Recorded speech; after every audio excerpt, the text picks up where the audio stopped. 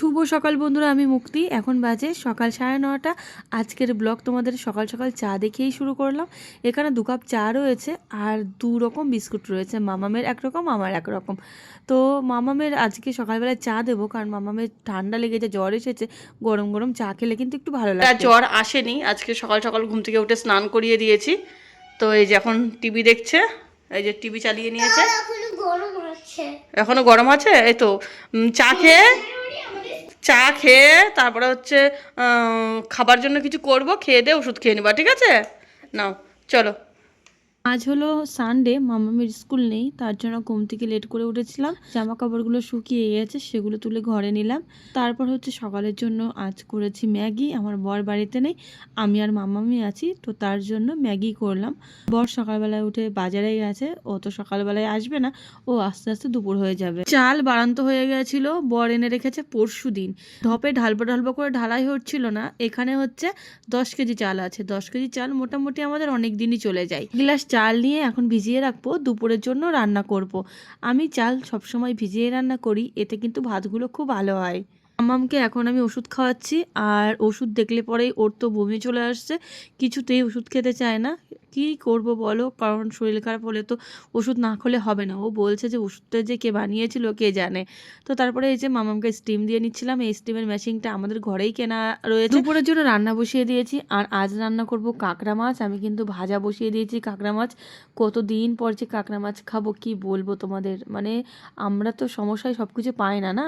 তারপরে বসিয়েছি আমের টক, আর এখানে আলু আর পেঁয়াজ কলি ভাজা করেছি, আর এখানে পুঁই মুচুর পেঁয়াজ দিয়ে চচ্চড়ি করেছি। আর এই যে ভাত হয়ে গেছে।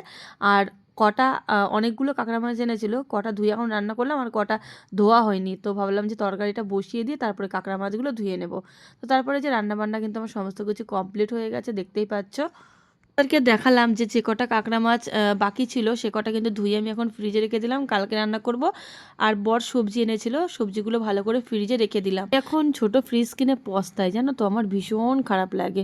আমি যদি আগে জানতাম তাহলে কিন্তু ছোট ফ্রিজ না কিনে বড় ফ্রিজই কিনতাম। কি বলো তো, ডিপ ফ্রিজের মধ্যে একদম জায়গা নেই। যদি মাছ একটু বেশি করে আনে তাহলে কিন্তু ডিপ ফ্রিজে রাখার জায়গা থাকে না, তো তার জন্য মন খারাপ লাগে।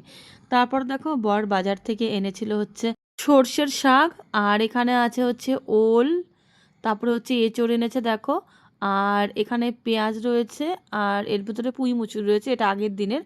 আর এখানে ফুলকপি, বাঁধাকপি, ঝিঙে, উচ্ছে, পটল। সকালবেলায় মাম্মাম আর আমি ম্যাগি খাচ্ছিলাম, কিন্তু মাম্মাম খেয়েছিল না, আর তার জন্য মাম্মামকে আমি এখন লেবু কেটে দিলাম। দেখো, সোফার বালিশ দুটো নিয়ে একটার উপরে বানিয়েছে টেবিল, আর একটার উপর পেতে বসেছে, চেয়ার করেছে।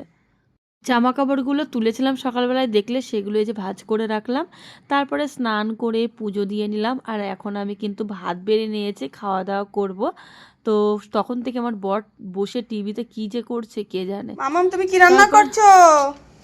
আমি যে স্যালাড রান্না করছি। তো আলনার পরে, হ্যাঁ, স্যালাড কাটছি। স্যালাড কাটছো হ্যাঁ, বটি দিয়ে? এই যে মামামের বটি, মামাম বটি দিয়ে নাকি স্যালাড কাটছে। এই দেখো, বার্গার বানাবে। আর এই যে এখানে কিচেন, কি সুন্দর মামামের কিচেনটাকে সাজিয়েছে দেখো। এই যে মিক্সচার, এটা গ্যাস, এটা ফ্রিজ। কেটে নেব। হ্যাঁ, এটাকে পাও।